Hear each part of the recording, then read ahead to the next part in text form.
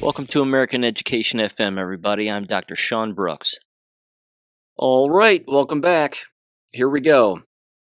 I'm going to start here. I watched, of course, the Plandemic 3 documentary, which I mentioned at the end of the last show, and then I went over and I ended up watching the Stu Peters one that came out actually before the Mickey Willis one, which is called Final Days. I will link both of those in the description below this episode so you can check them both out. I have to tell you, there is a stark difference between the two. I think that Final Days is way more of a kick in the teeth than the Great Awakening one. The Great Awakening one, again, with Mickey Willis is good. I'm not saying it's not. And again, this is my opinion, but it's a good lesson on communism, without a doubt, and how infectious it is and its entire role. The Final Days one has way more to do with the bioweapon, and it has way more to do with depopulation and that entire agenda that is, of course, taking place, which will lead me to a document that I want to read a little bit later, which is actually from the UN with the title Depopulation. So they tell us this. They're not hiding anything. Again, Final Days is just way more serious. I mean, I'm not saying, again, that the Great Awakening one isn't serious. It certainly is, and it's heartbreaking as well and overwhelming, but Final Days is very good also. So I highly recommend checking that out. And that reminds me that I'm always updating that documentary book list in PDF that I have on my website, so you can always bounce over there and get a direct link on those also. And again, feel free and move that PDF around to anybody that you want. I want to start with these two particular stories because this continues to prove my point regarding the business of immigration, and I know that I've been harping on it here the last couple of episodes because it bothers me. As it turns out, the example from Germany that I mentioned in the last episode, someone wrote an article about it. And that someone is a Amy Meck over at the rarefoundation.com. So I'm going to read this because this is a problem. In the video that I described of the German, well, they're not Germans, they are illegals, sexually assaulting through a humiliation ritual that young girl who apparently happened to be 12 years old. The video is linked in this particular article too. So the title of the article is Europe Horrified by Surge of Migrant Children Engaging in Mock Gang Rapes and Beheadings. So here we go. It says, migrant children's disturbing mock rapes and executions in Europe reveal a culture of silence where politicians, police, and media deliberately ignore the crimes to protect their immigration policies.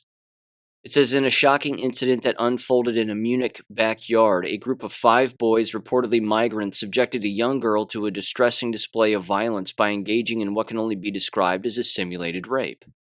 The perpetrators, aged between 12 and 16, restrained the 12-year-old girl in a headlock while making suggestive gestures, including thrusting her hips. A video capturing the entire ordeal, which was widely circulated on social media, has been verified by the police as genuine. The distressing 29-second video, which has sparked public outrage, portrays a scene where the boys appear to assault the girl in a courtyard. One of the boys restrains her in a chokehold, while another grabs her hips, mimicking the actions associated with rape.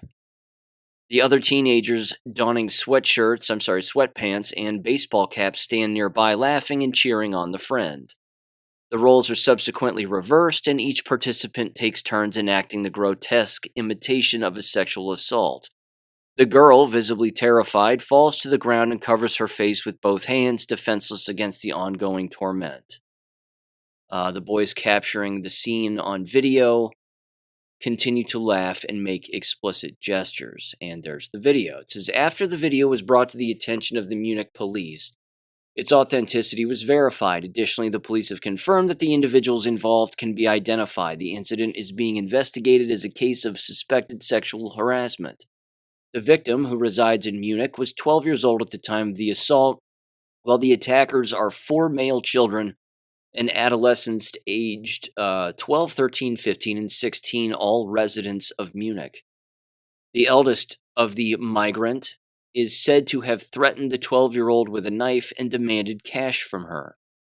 But she didn't have any money with her and therefore didn't give him anything, said the police spokesperson or spokesman. The victim and the alleged perpetrators are said to have known each other before the incident. According to the Munich police, a property management company employee in the Obersendling area, if I'm saying that right, probably not, handed over the video to a relevant police inspection on April 12th of this year. Although this video does not match the footage circulating on social media, it captures the same incident from a different perspective, providing further evidence of the reenactment of the rape by multiple participants. And then it says, since former Chancellor Angela Merkel welcomed more than 1 million predominantly male migrants from Africa, Asia, and the Middle East into Germany, thousands of women and children have fallen victim to rape or sexual assault. Moreover, the situation is exacerbated by politicians and police officials issuing directives for law enforcement to turn a blind eye to crimes committed by migrants. Shockingly, the public media seems to have formed a cartel of silence, quote unquote, employing censorship to shield migrants from any accusations of wrongdoing. Of course, this is not new. This has been going on for quite some time.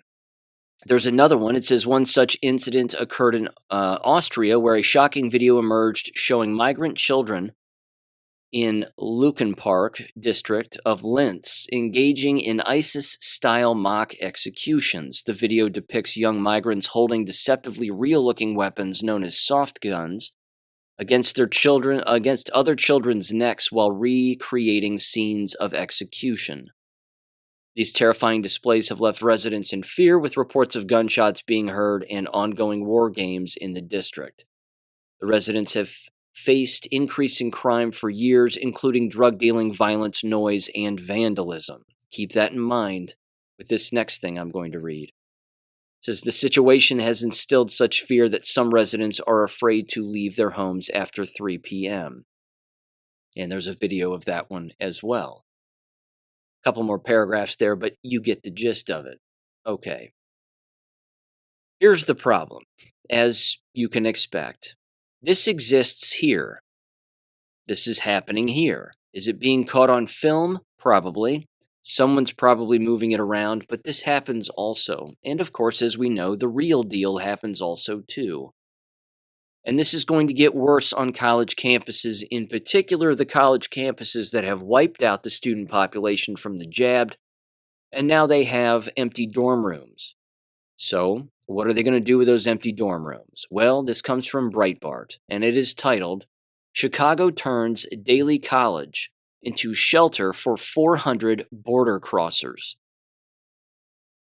Again, this is going to lead to vandalism, rape, murder, simulated rape, simulated murder, humiliation rituals, sexual harassment, you name it. It's going to lead to all of this. That's why I have a problem with people bringing foreigners into this country in this manner. There are no background checks. There are no health and wellness checks. There's no criminal checks of any kind, nothing. Just come on in. So it says the following. It says, despite opposition from local residents, Chicago Mayor Brandon Johnson is housing 400 border crossers and illegal aliens in Daly College and another 400 more in Wilbur Wright College, at least through the summer. Before I continue, the Black Americans who live in the Chicago area don't like this either. So, this isn't a race thing. This is a you don't belong here thing. That's what this is. The interesting part, too, is because this is all apparently legal, what's keeping any other college and university from doing this? And the answer is nothing. Absolutely nothing. This could occur at Ohio State, which is, I believe, top 10 when it comes to cities in the United States.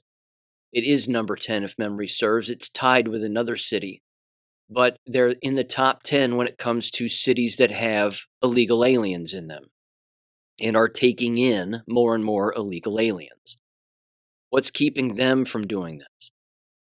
Again, this is hilarious because this is one of those subjects that's continuing to blow up. Even the mayor of New York is now saying that residents who don't have people living in their homes or have vacant rooms to just give up to anybody, that they should start giving them up to illegal aliens. He said this.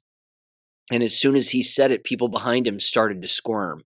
A couple of guys just started to move around and look at the ground like they were, I mean, they were thinking to themselves, no way in hell am I doing that where I live. But this right here is, again, where the left's own policies are going to back up on them. Because, again, when push comes to shove, they don't want to give up anything that they have. In fact, I'm reminded very specifically of an Ohio University professor who I played on this show, I want to say back in 2021. This woman is a lunatic, if she's still alive. Because, of course, she's probably double or triple jabbed, and we know how that's going. But she very specifically was giving a presentation, and I played audio from it and provided some commentary as to the hypocrisy of Marxism and how all of these individuals consistently say the same things, such as, we all need to give up our fair share, they'll say. You've heard that phrase before, fair share. Give up your fair share for the the marginalized and the underrepresented. But when push comes to shove, and it comes time for them to give up what they have and what they've worked for and what they've earned or taken or whatever it is, they don't want to do it. And their justification for not doing it is, well, I would give up space where I live and I would give up some of my belongings, but I just don't think other people will. So because other people won't, that means that I don't have to. It's the epitome of hypocrisy with these people, which of course is why they're all disgusting.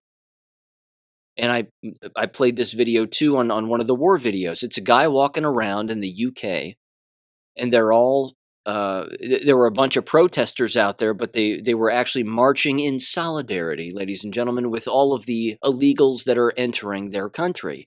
This guy's walking around and he's going, "You're for the migrants coming in," and they're going, "Absolutely." And then he simply says, "Well, that's great. So am I. Would you be willing to sign this petition to have migrants live where you live and live in your house?" Not a single one of them signs it. And they're like, well, I don't want to do that. And he's like, "Well, why?" And he goes, "Well, I just don't have any space. My place is too small. I don't have enough room. I don't have a spare room." "Oh, you don't have a spare room. Okay. That's funny." Again, when you present these hypocrites with the facts directly to their face, they always back down. When you show them their own behaviors in a mirror, they scream at the top of their lungs, full-blown cognitive dissonance, complete denial. They want nothing to do with it, and then they run away. "Just leave me alone. I'm good. Thank you. Thank you. No, thank you." And then they, off they go.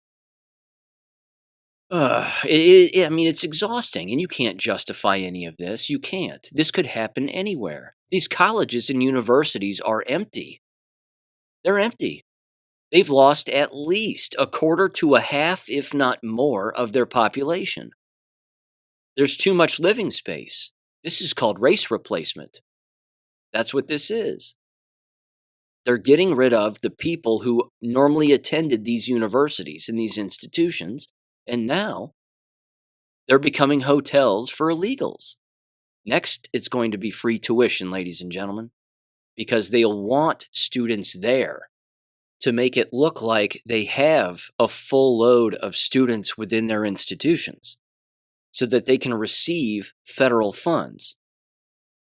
And that's how they'll stay afloat. The students won't, because they won't have any money. I mean, students, let's not kid ourselves. The illegals, okay? They're not really going to be there studying anything. They're going to get free living quarters, free food, and government, government handouts. But on the books, it will at the very least look as if the place is loaded with people. And that's where the university will profit. I'm telling you what, this is going to get a whole lot worse.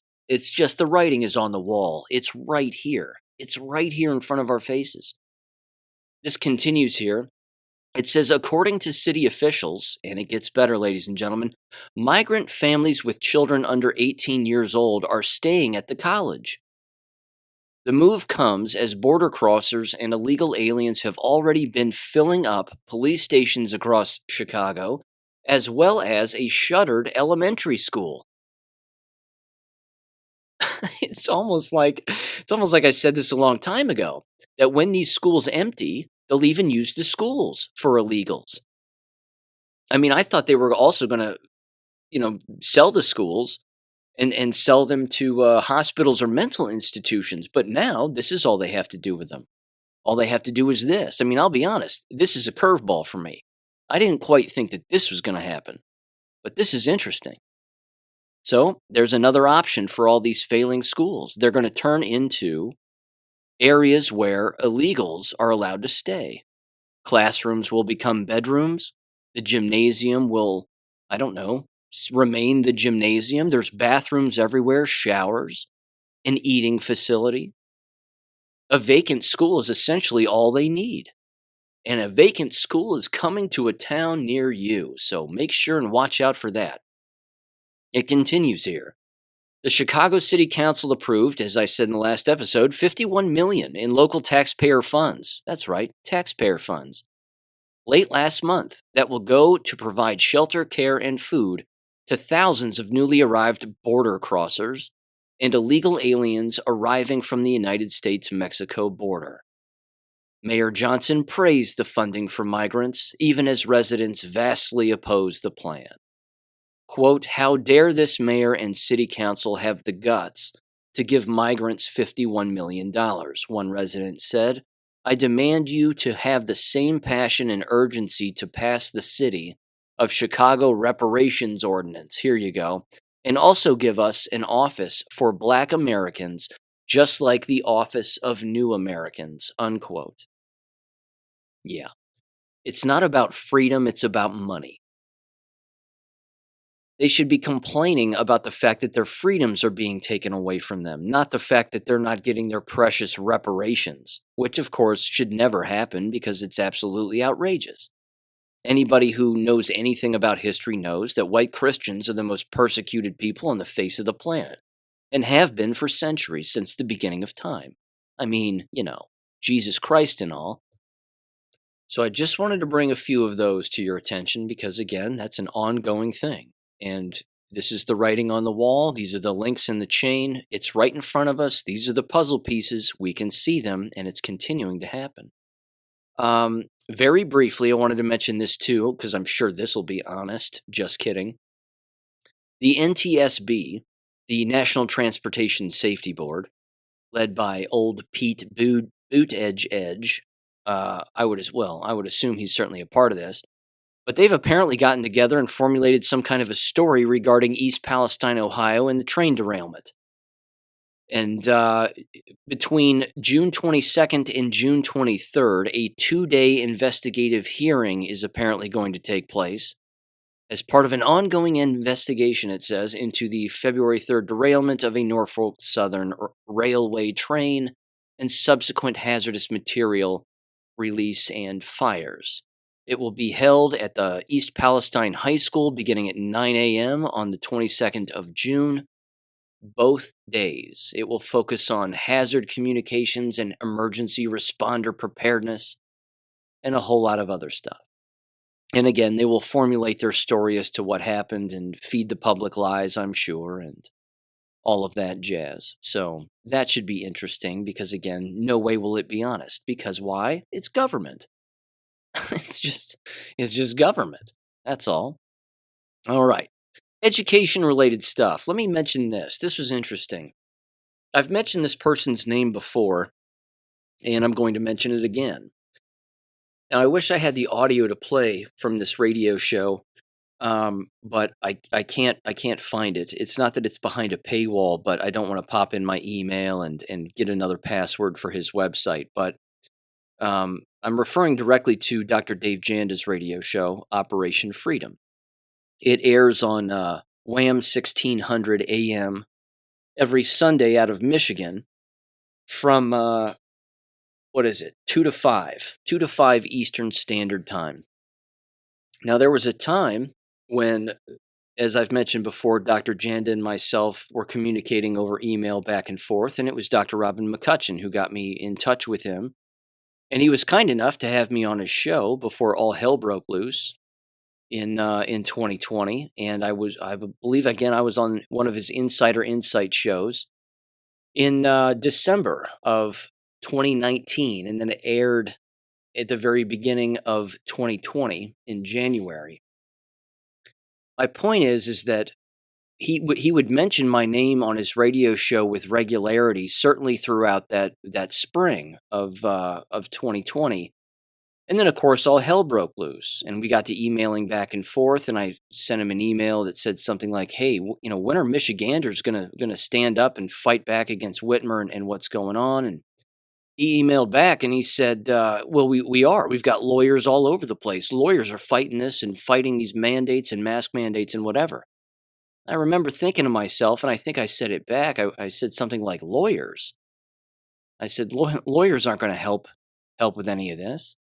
I said, when are they going to stand up in mass and just deny everything? When is the mass non-compliance going to occur?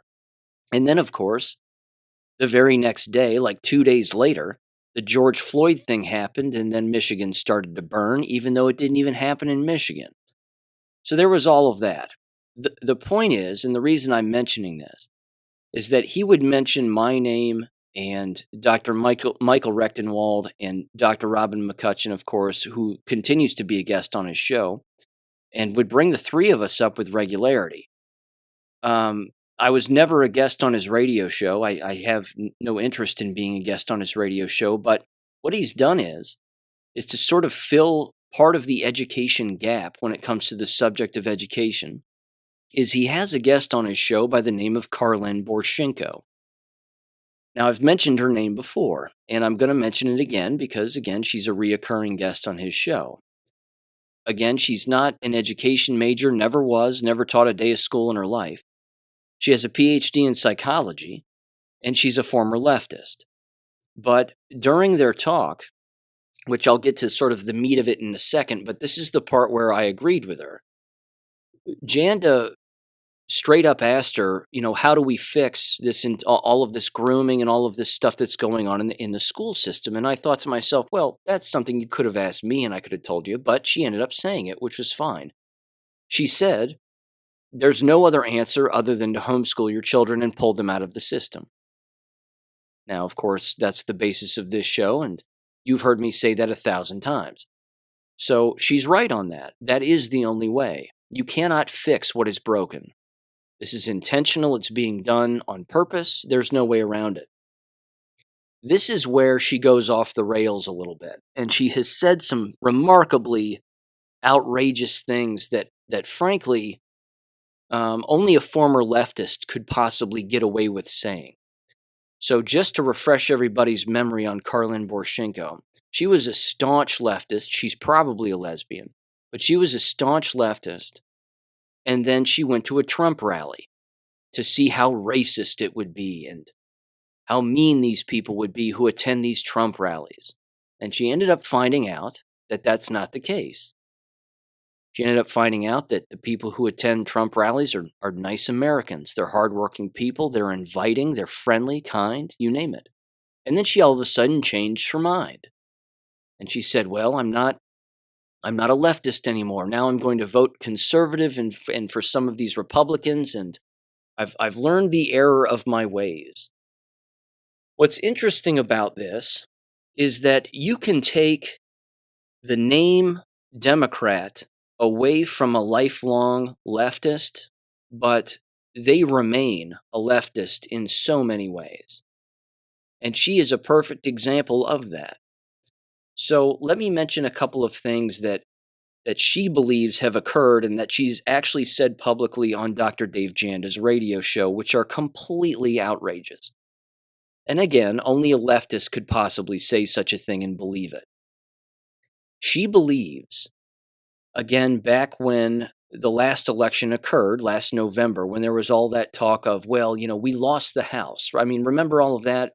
All that talk of, we lost the House, we didn't get enough, conservative, MAGA, America First people, and the Democrats are the ones who have the majority in the House, and the Republicans lost, and blah, blah, blah. Well, that turned out to, of course, be a complete lie. She was on Dave Jans's radio show, and she openly stated that the reason that the Republicans don't have the majority in the House, which of course they do, she said that the reason was because abortion was the number one voting issue that people were voting on. And there are more people who are interested in abortion than not. And the Republicans didn't come out against it hard enough, but at the exact same time, they don't want to get rid of it either. So people were voting for abortion, essentially. They were voting for pro-choice issues, such as, again, medical abortion, which, as we know, is murder. This was her take. This is what she thought. She was wrong twice on the same issue in a very short amount of time, without even paying attention to what was actually happening. So the answer is no. There weren't a bunch of people and a bunch of angry leftists voting for abortion because, again, Republicans had the majority. So that blew up both of those claims that she was making on his show. Then this last episode from this last Sunday, she was on his show, and she said the following. And again, I wish I could play the audio for her because you could hear her say it, but she openly said that she's remarkably disappointed in people on the right. And it's not for what you would think. She calls out some rhinos and whatever else, but she says, I left the racist Democrat left, but I didn't think I was going to be entering a racist Republican far right. And there's racists on both sides. And I just can't stand either side because I'm finding out that both sides are racist. Something to that effect. I'm paraphrasing what she said, but that was essentially it. And then, specifically, she referenced school fights and how she'll get on the internet and bounce around and on social media, and what she will see are blacks fighting blacks and blacks fighting whites in school, and then people making comments about blacks fighting in school, and she'll say things like, well, they call them animals, and they call them all kinds of names, and they make fun of them as if they're the only ones getting in fights in school, and no white kids fight in school. I couldn't believe what I was hearing, because this is what happens when a person who's never been a school teacher, a person who is a former leftist, and let's face it, she still is, doesn't pay attention to the basic demographic facts of what's going on statistically, and then how that directly correlates to decisions and policy and law that gets made in the field of education at the state and then local level. So allow me to educate her, because you know this. You're part of this listening audience. You're well aware of what I'm about to say. The vast majority of students who break the rules, so to speak, violate the codes of conduct within school environments, tend to be minority students. Blacks, Hispanics, by and large. Whites and Asians are on the opposite end of the spectrum. Most schools, are majority white, not all, as we know, and then Asians make up the vast minority of a school building. Those two populations tend to not engage in rule breaking. I'm not saying they don't, they certainly do. It happened when I was a school teacher, it's a thing. The problem is that even though blacks are the minority within school environments, as they are in society as adults, they are the ones engaging in the most violence.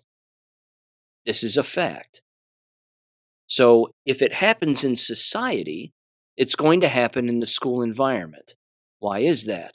Because the school environment is society. It's a precursor to what is going to happen when they become adults. Now, all of these videos that bounce around the internet, yes, many of them are blacks fighting whites, starting fights with whites, blacks fighting blacks, blacks attacking Asians. I've even brought up very specific examples on this show also. And now we have, unfortunately, illegals entering schools and getting in fights and even attempted murders. So this is a thing. Carlin apparently doesn't understand that there is a direct correlation between what goes on in society, statistically speaking, and what goes on in school environments, statistically speaking. This is a thing. She also doesn't understand, of course, the definition of the word racist or racism. She doesn't understand that Leon Trotsky created it, that it was used to purposefully divide people, and that there's really no such thing as racism because it is statistically impossible. It's impossible. What people are commenting on really, when you take away any name calling or whatever other words that they're using, regardless of how offensive you think that they are, what they're really bringing up is they're bringing up behaviors and then societal and cultural behaviors among particular individuals. This is also a thing. And again, the videos prove this. If you watch 100 videos of school fights that are randomly selected, again, at random, from endless websites, whether they be Twitter, Gab, any of the chat boards, whatever. If YouTube, they're everywhere. World Star, all these websites. You pull them all off. The vast majority are going to be blacks fighting blacks and then blacks picking fights with others. That's going to be the vast majority of it.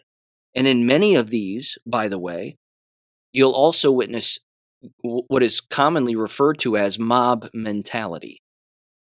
You'll witness individuals within these videos either ganging up on an individual or groups of individuals as a group of the same race, or you'll see someone of an opposite race standing up for the individual who is not the guilty party, but is in fact the victim. This happens with regularity as well. So, if Carlin believes for a minute, because she's not awake, let's just cut to the chase.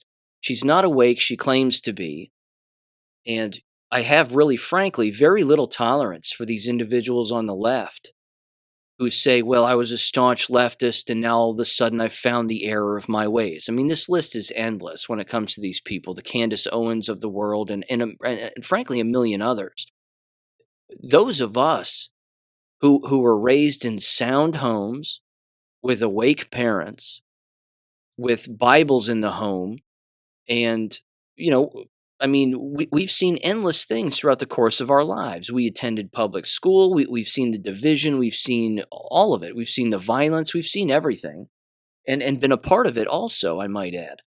But not inflicting it on other people. I certainly wasn't, but, been victimized by it like lots of people have. Bullying is a common thing within school when you're growing up. But with all of that said, she doesn't seem to understand that you can't go from one side to the other and then get mad at the other side because the other side's been here longer than you have. We've been here longer, Carlin. It's that simple. We know what's going on. You don't. If you were to say something to her like depopulation agenda, this is a woman, I might add, who doesn't think that race replacement is a real thing. She doesn't understand that. She can't connect the dots, and they're so close together that they're on top of one another, that illegal immigration or legal immigration and that word manipulation, which again is done on purpose, is all done in an effort to bring in people who are not white to replace the working force in this country with people who are not white and people who are, frankly, again, illegal. And let that be a thing, and let that be a common thing. That's what I said in the last episode. That's what the melting pot is. That's again why you see all of the race replacement in Hollywood movies and on television shows and with fictional characters and even with real people from the past like Cleopatra on Netflix being rated the worst movie in the history of movies, and it was labeled a documentary. Cleopatra was not black. But again, I'm bringing this up not because I'm making it I'm trying to make it divisive necessarily. I'm saying the enemy is making it divisive. That's the problem. And Carlin doesn't seem to understand that, and she views people like us who notice this because the noticing is becoming rather obvious at this point. It's at face value. It's the billboard on the highway when you're driving down the road. It's right in your face. She believes that we are somehow racists as a result. That individuals who love our country, want a safe country, and recognize that there is a deeper, more insidious agenda at play, and that the pedal is to the floor, fifth gear, and they're going all the way as hard as they can. She believes that we are the problem and that therefore we are no different than those on the left. You see, a person who stands for nothing will fall for anything. And she's right in that category. Again, this is a woman who prides herself on being a workplace anti-woke person. I will enter your workplace and teach you how to not be woke, and I'll write books about it, and then et cetera, et cetera. She doesn't even understand that the word woke, okay, is satanic, and that there is a very insidious satanic / fake Jewish agenda behind it, or Jewish agenda behind it, however you want to phrase it, and that is the problem. That the people who are pushing all of these, as she would say, again, woke things, they all just happen to be Jewish. This is a thing. This is a fact. She's not going to say that on Dave Janda's show. Of course not. Because again, to say such a thing, she would be calling herself, an anti-Semite or all these other made-up words that are made up by the very people who are trying to trick endless individuals into falling for it.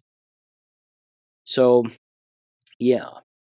That's my 2 cents on her, but I'm simply saying that I don't put hardly any effort into taking them seriously because you can't, because they were former leftists. That's a problem. I'm not saying that a person can't change their ways completely, that they can't go from wearing a pink hat and carrying a sign and screaming, whatever. I'll kill my baby if I want to. I mean, I guess a person can go from that to then being on the other side and saying, wait a minute, I was participating in something that's really satanic and awful. I guess that can happen. I guess those people exist. They're few and far between. But one thing you will find almost every time among, again, the Karlin Borschinkos of the world, the Candace Owens, and these others who were former staunch leftists, is they can't quite shake all of their leftism. It's still there.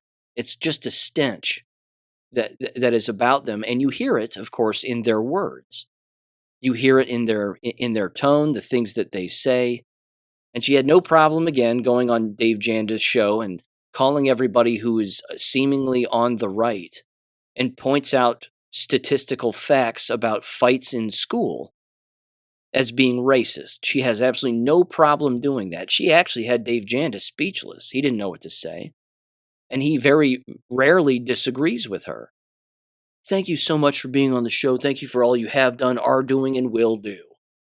Stay tuned to Operation Freedom, everybody, and blah, blah, blah, blah, blah. It's ridiculous.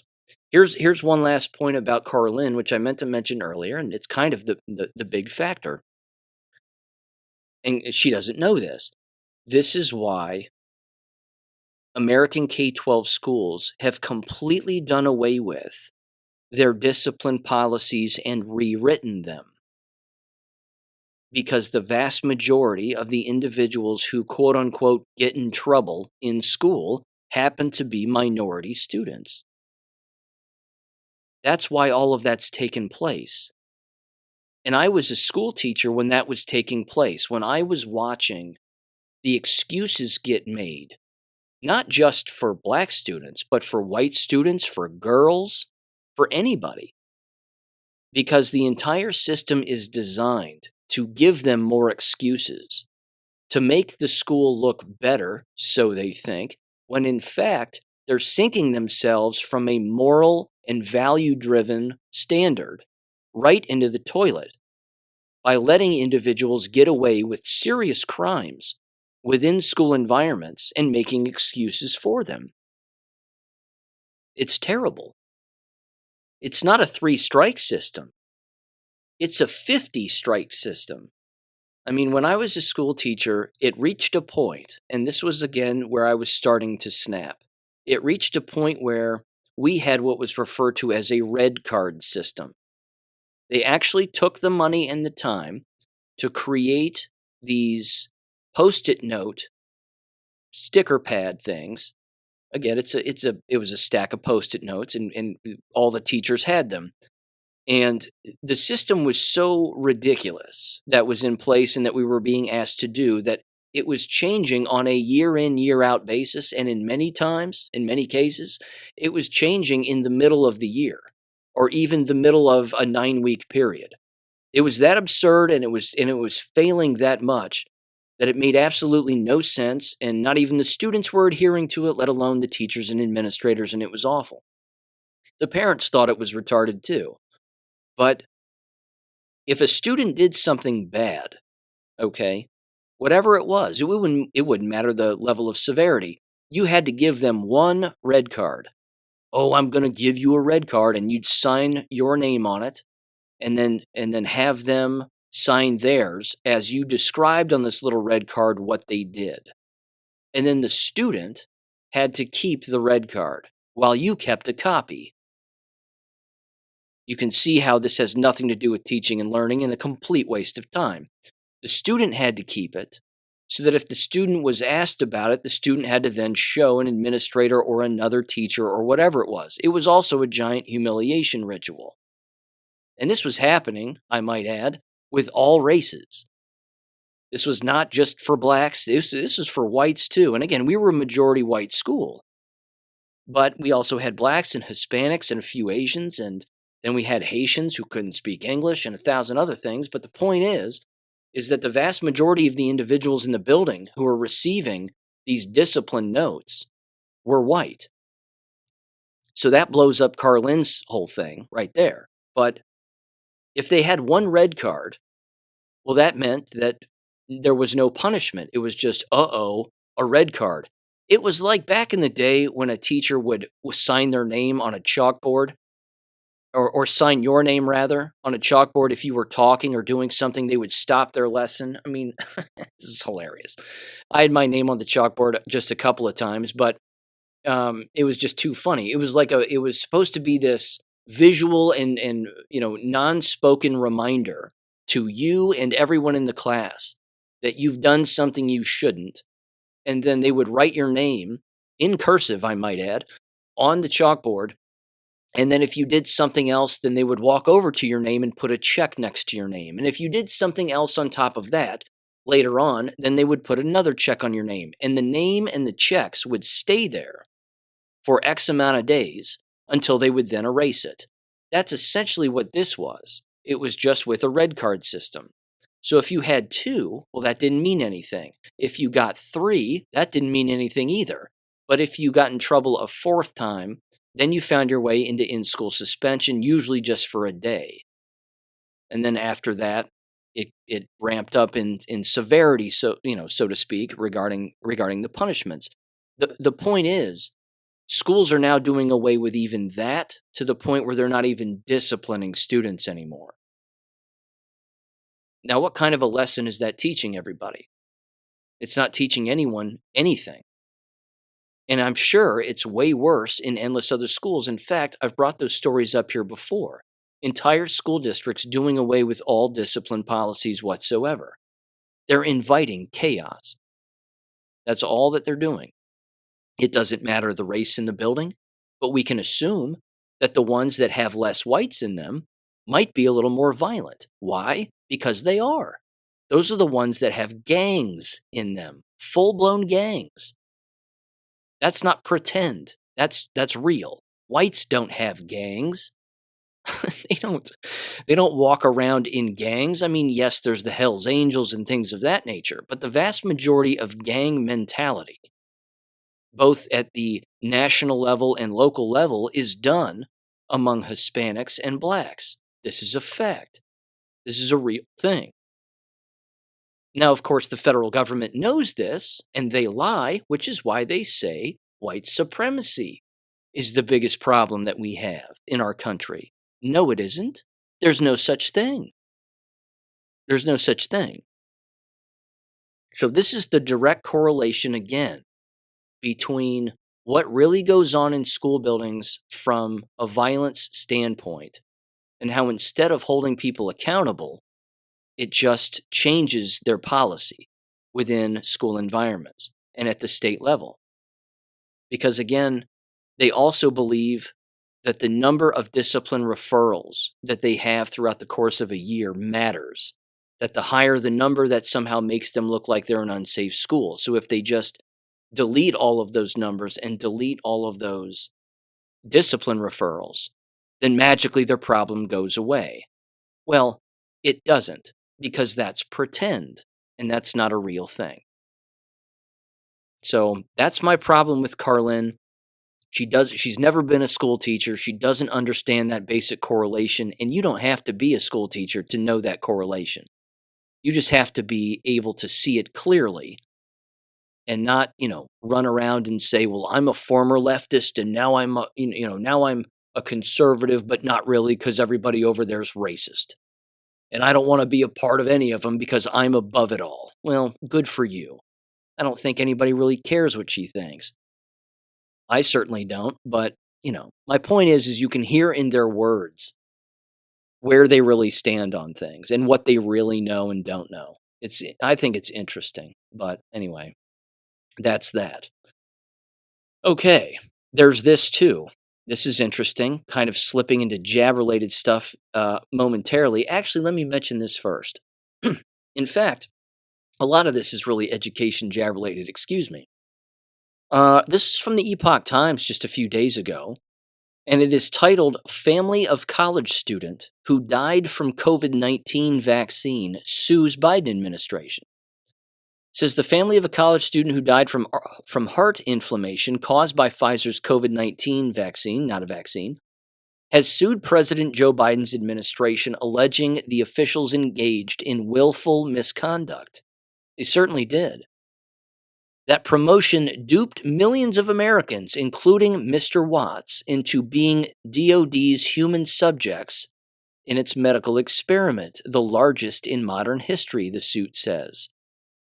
So George Watts Jr., relatives of George Watts Jr., who passed away, have filed this lawsuit, and it'll be interesting to see what happens. I'm not holding my breath that anything is going to happen, because it probably won't. There might be a giant settlement.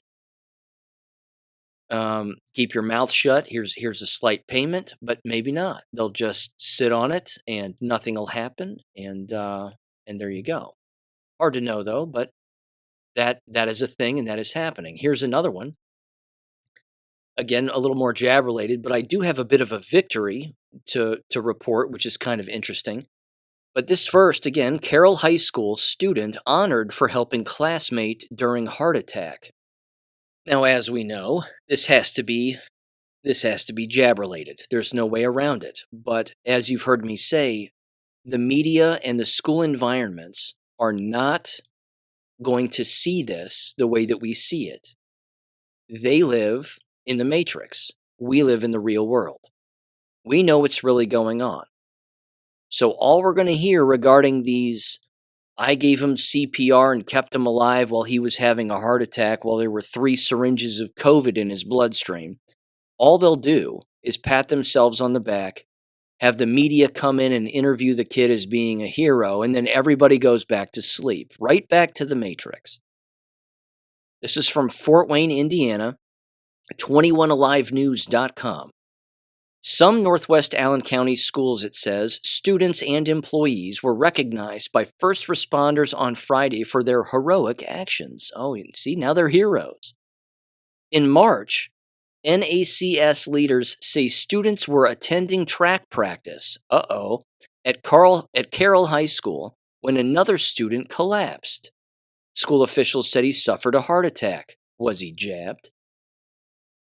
Then they say Carroll High School student Jaden Wynn, Asian, described what he saw that day that led him to jump into action. And then he said that he noticed that the boy started to stumble and then fell. At first, I didn't know if he was joking or not, so I told him, "Get up, we're almost done." It's horrible.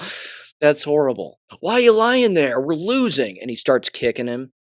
Get up, loser. And he can't breathe because, well, his heart stopped. I'm just kidding. He didn't really do that, but yeah. Anyway, he continued and said, and I noticed he was snoring and his eyes were rolling back. So I noticed he wasn't okay. That's good. Me and my fellow teammate tried to wake him up. He wasn't waking up, so we called for help. A trainer and a school administrator quickly grabbed and used one of the defibrillator devices and waited for paramedics to arrive. We were told that he was taken to a hospital and has since made a full recovery. Well, about the full recovery thing, I'm not sure about that. Either way, glad he's alive, glad he's not dead. Good for him for yelling for help. You would hope that anybody would do that. But this is what these schools are going to do. They're not going to address this and what they have done because it is too massive. It's too massive.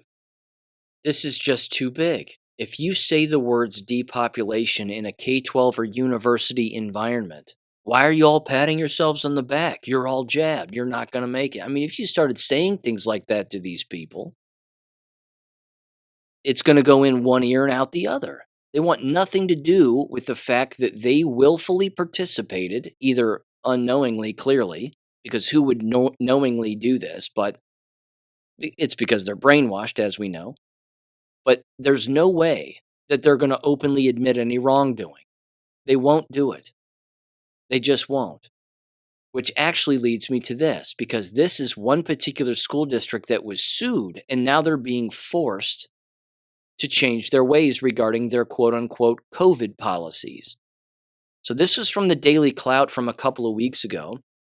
It was tossed my way, and it is titled Huge Victory, Bishop Unified School District to pay $400,000 and conduct training for all employees in settlement agreement for harming students during COVID-19 pandemic. And this is written by Dr. Paul Alexander. This is big. Now, again, you should leave these environments anyway because they're destitute, they're degenerate, and 1,000 other reasons. But this is interesting because as a part of this agreement, they wrote into the lawsuit, you're going to provide professional development on what to not do, which essentially is the exact opposite of everything that they were doing from 2020 all the way up to now. It says the following: Bishop, California, May 11th, 2023, with the help of retired U.S. federal judge Stephen G. Larson, Bishop Unified School District, BUSD, and a group of parents who filed claims for damages for violation of their children's civil rights finalized a settlement on April 27th of this year.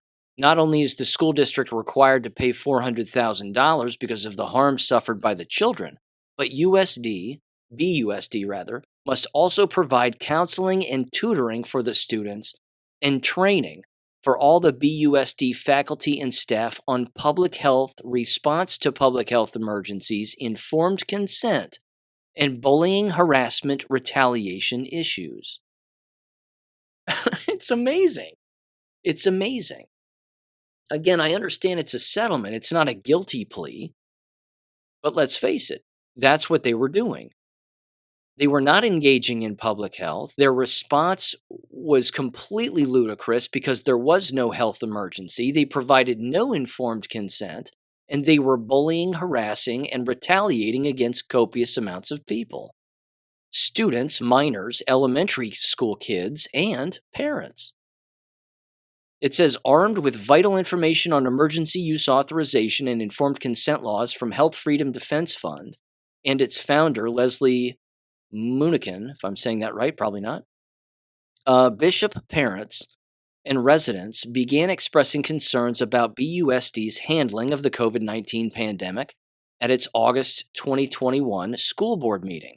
They urged BUSD to follow Title 21 USC, the federal law for the use of EUA products such as masks, testing, and vaccines. This law requires voluntary informed consent and the option to accept or refuse emergency use authorization products because none of them work for anything. The parents also sought protection for students' civil liberties and pleaded with board members to consider the negative outcomes of potentially punitive enforcement of what was merely state health guidance.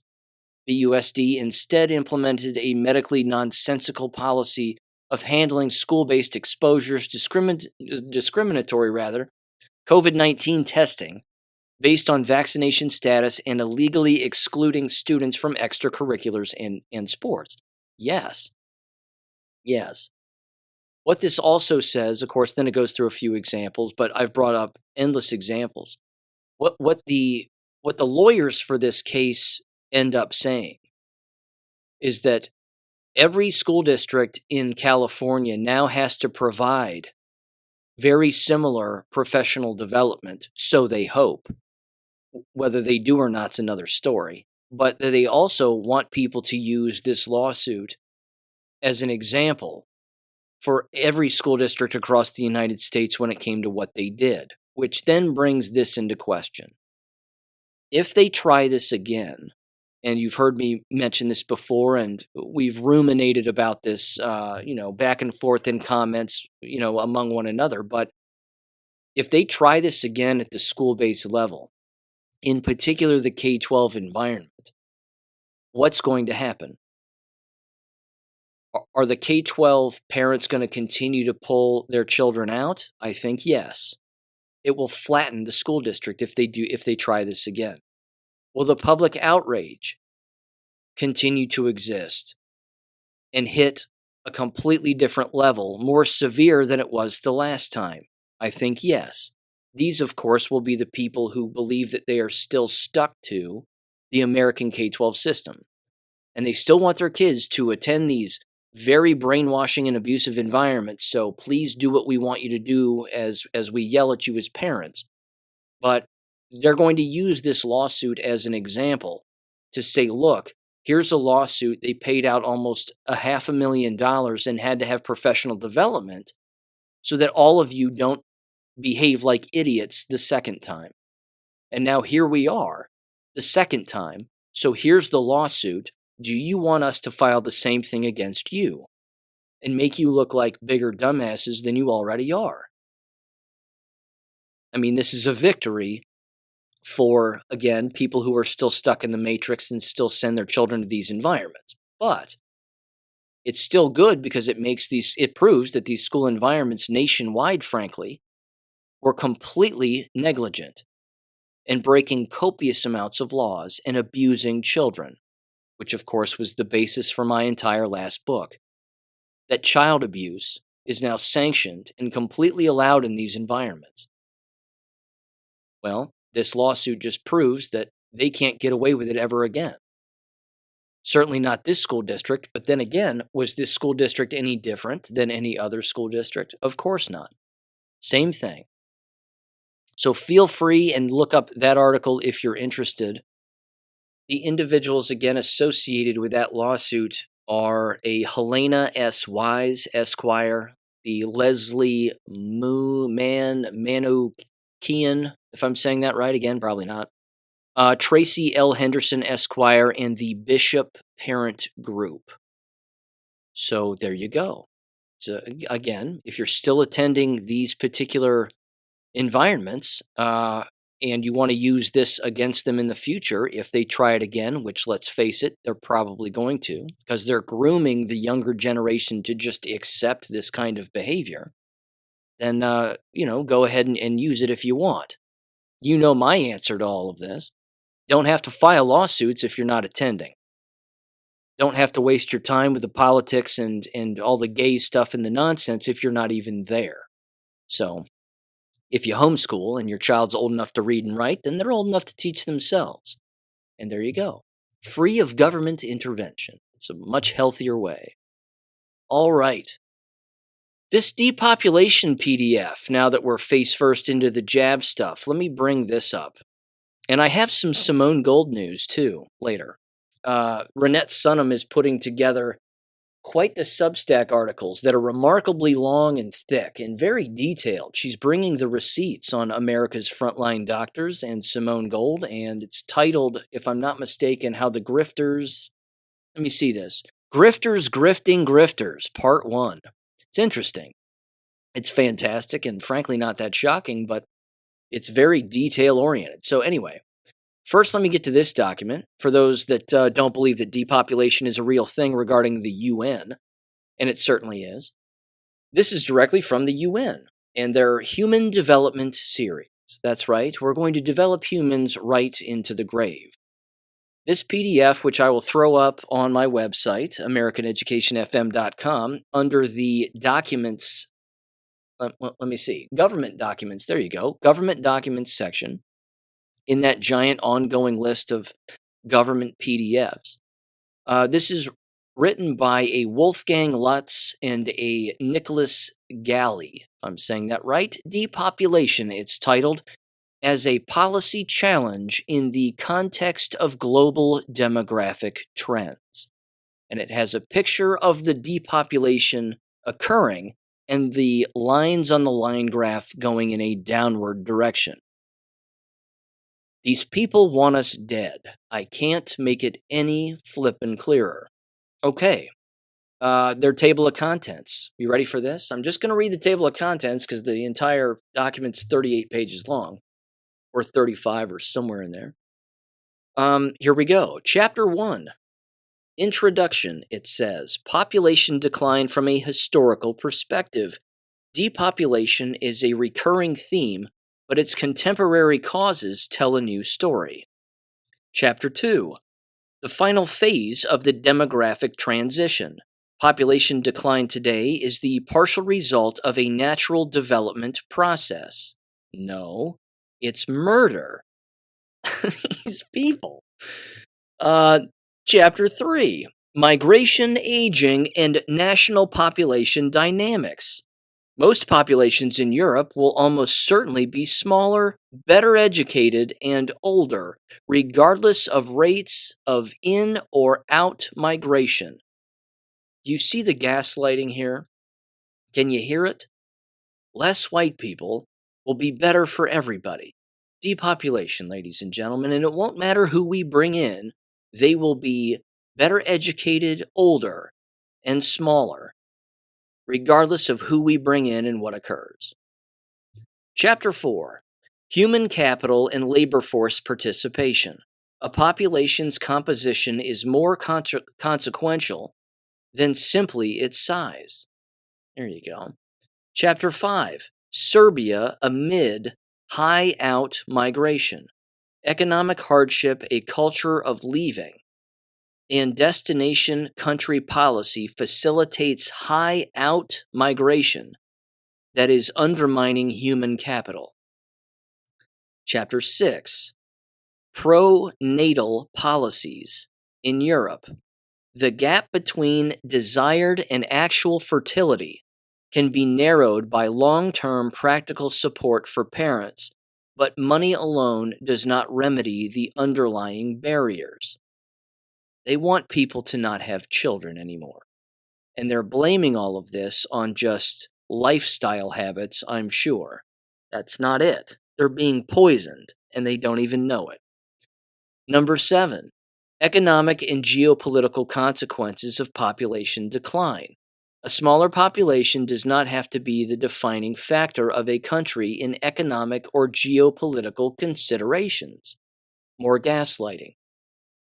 Just because there's for hire signs everywhere, ladies and gentlemen, doesn't mean that it's a depopulation agenda. No.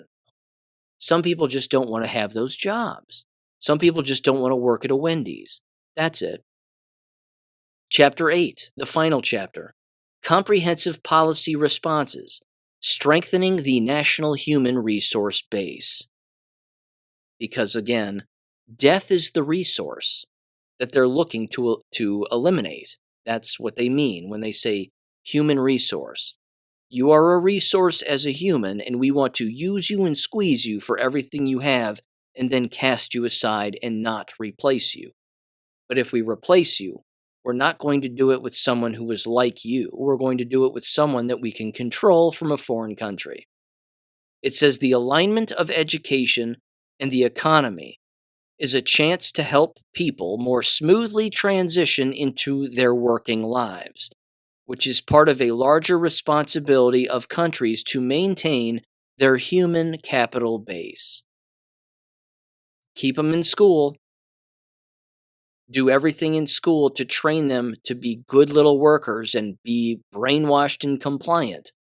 And that's the only way that others can maintain their businesses, of course, and profit from the resource that is humans. I'm sure this document becomes way more descriptive because, again, I haven't read the entire thing, but the table of contents frightens me enough. That's enough.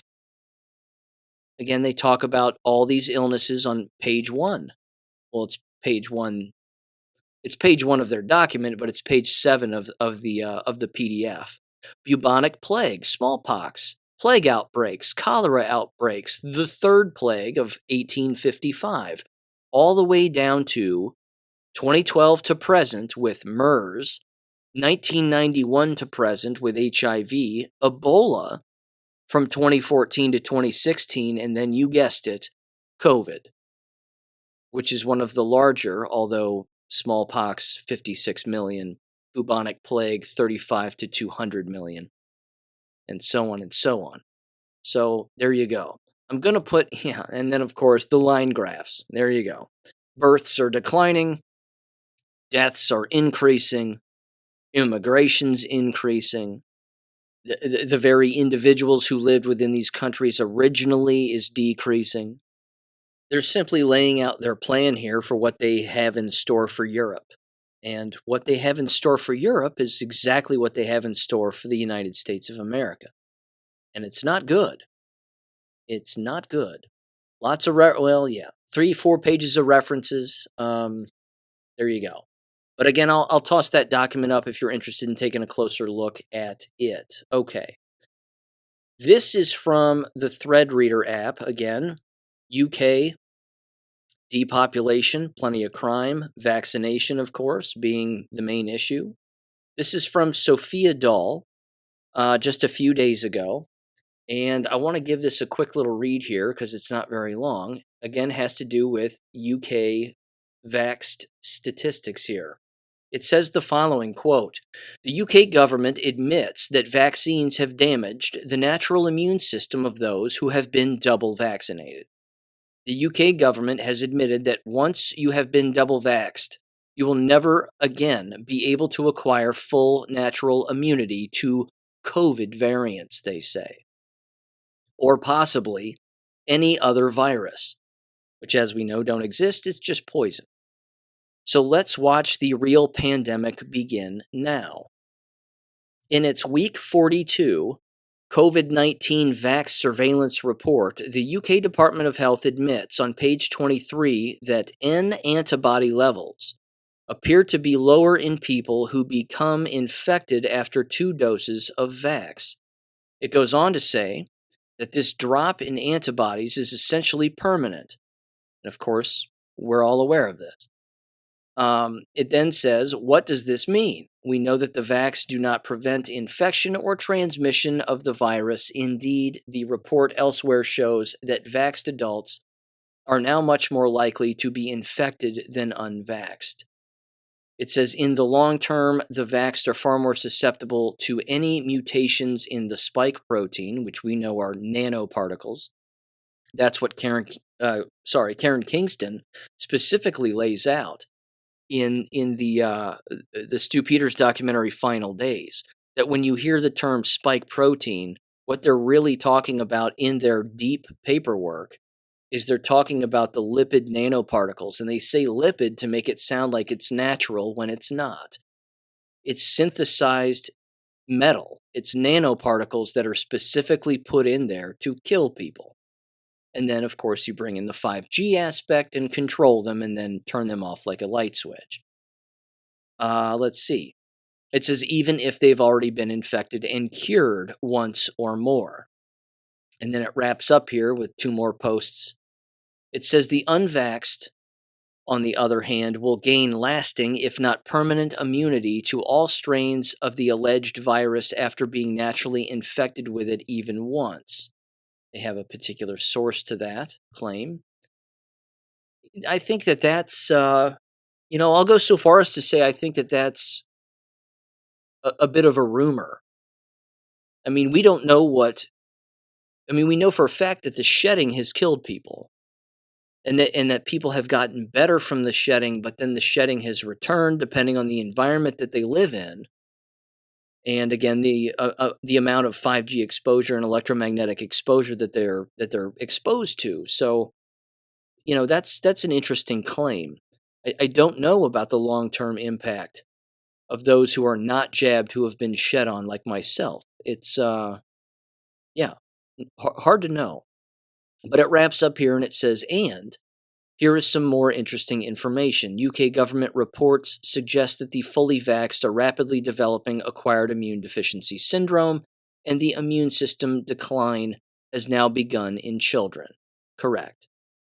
That is a fact. And they link an expose article from a while back. Okay. Let's see here. Simone Gold, Renette Sunham, and all of that stuff. This is interesting. First of all, Simone Gold's half-gay boyfriend, John Strand, has been sentenced to 2 years and 8 months for his role in the quote-unquote Capitol fiasco on January 6th. Funny how Simone Gold was inside basically doing the exact same thing that he was, and she got, 30 to 60 days? And got out just a little early, and he's getting 2 years and 8 months. I think it's all hilarious. Like I've said before, I don't think anybody belongs in jail except for the Antifa people, of course, and the feds who organized the entire thing, and the politicians who went along with it and conspired to engage in all of it too. Anybody who is breaking private property or even public property and vandalizing should be in jail, but I don't even think Simone Gold and her half-gay boyfriend should be in jail. I don't like them because they're grifters. They should be in jail for grifting. Which leads me then to Renette Sunham.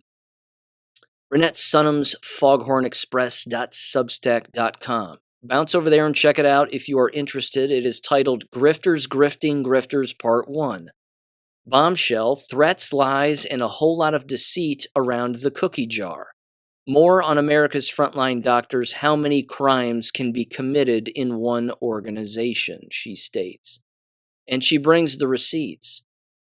The court orders, all of the stuff. She goes after Simone Gold, Sheriff Mack, John Strand, and again and they even show these receipts that the court where Strand was ordered to pay $10,000 as part of his fine came directly from their fund. Well, they're sending money.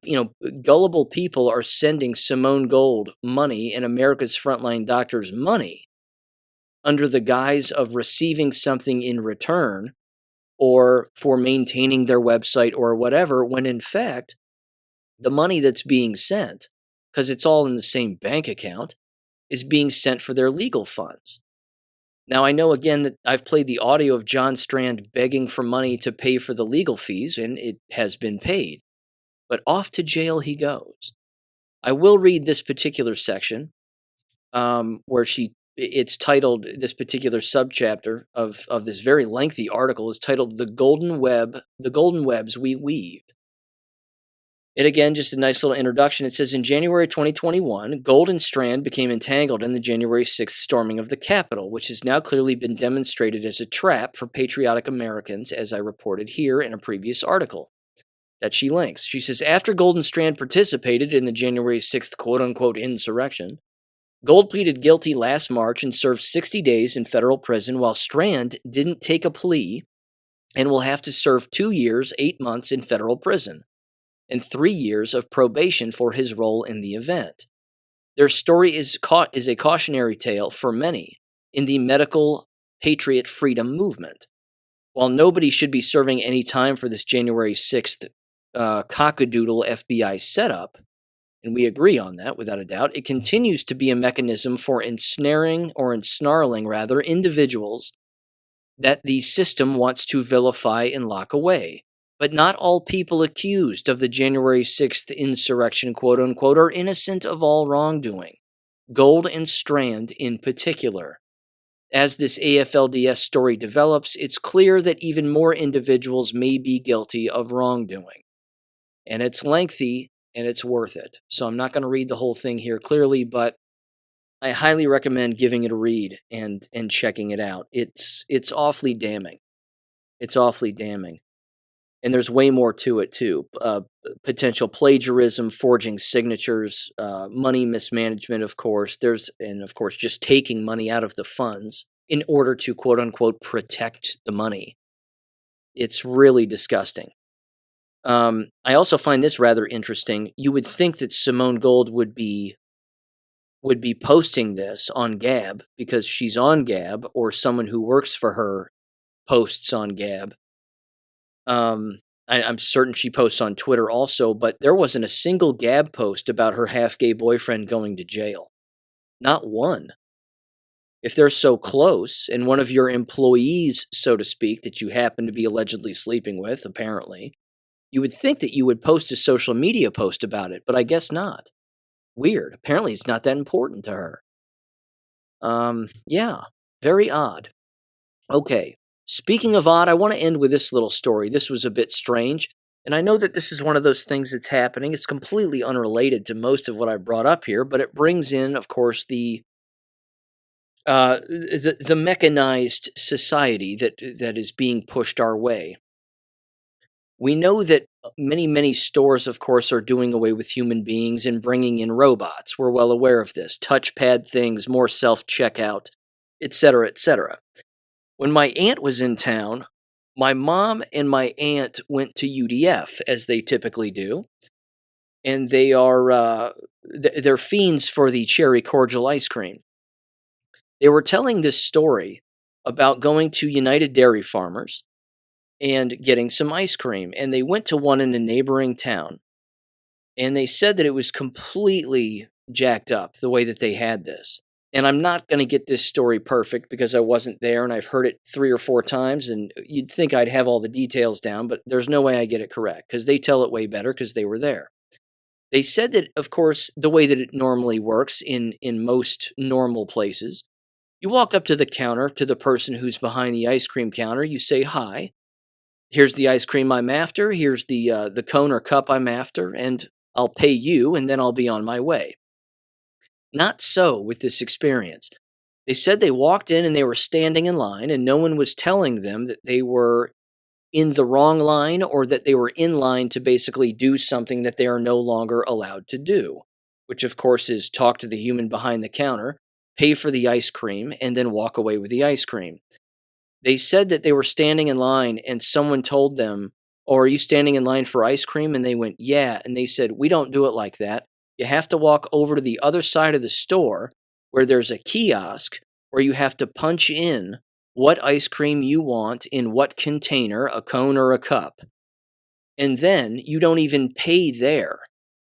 So they walked over and they went, "Well, this is jacked up," because immediately they hate this, as most normal human beings do. They walked over to the kiosk, they started punching it in, and it was difficult because it was something like you couldn't say how many scoops you wanted or something like that. It was just, cone cup and the kind of ice cream. And I think there was another fiasco with the kiosk thing where it wasn't working properly or it wasn't doing what they wanted it to do or something. So they ended up doing that, whatever they could do with the machine. They ended up walking back to the same line where they actually paid a human being behind the counter to then give them the ice cream. They received their change, and then they took their ice cream, and then they left, which begs the question, why have the kiosk thing in the first place? If you're walking all the way over here to then walk all the way back to the original line where you were, where you're having to pay and receive the ice cream, what's the point? Again, is the kiosk thing trying to keep track of the amount of ice cream that's being sold? How did you all do it decades before? Is this is this UDF, United Dairy Farmers ice cream / gas station place? Is it a test ground for having less humans while they test out the durability, or I don't know, the customer enjoyability, so to speak, of the kiosk thing? Because again, this too turned out to be a bit of a humiliation ritual to sort of bring the whole episode together. It essentially was, because they were made to look like fools, like they hadn't been in there before, when in fact they'd never done this kiosk thing before, only to then sort of be shamed into being in the wrong line, and I can't believe you don't know that, and then having a jacked up time with a machine, to then only come back to a human that they were talking with in the first place to get the thing that they were there to get in the first place. It's completely screwed up. Why anybody thinks this is a good idea is absolutely beyond me, and these companies have lost their minds. So sure enough, they ended up going to a bit of a family reunion that I did not participate in, but they ended up going, where the ashes of my grandparents, who have passed away and have been passed away for quite some time now, were being interned. And they went to another United Dairy Farmers up around the Westerville area, in Westerville, and wouldn't you know it, they didn't have a kiosk there. In fact, they had a human being who took their money and gave them their ice cream, and even tried to upsell them on ice cream and certain kinds of new ice cream. No machines, though. Weird. So, yeah, more machines. Be on the lookout for this. This is a continuing thing. I know it's going on in almost every place imaginable, but honest to God, it's nuts. It's crazy out there. So with that said, ladies and gentlemen, make sure and check the descriptions below for those two documentaries. You've got to watch both of them. Again, I personally think that the Final Days by the Stu Peters Network is better. It seems a little more focused. It seems a little more in a straightforward direction, taking you from beginning to end. Again, rather than sort of bouncing around, kind of like the Plandemic 3 was. But that's just my opinion. Either way, I will catch you on Friday. Peace. Thank you for listening to American Education FM. Make sure and check out AmericanEducationFM.com for more information. Take care and God bless.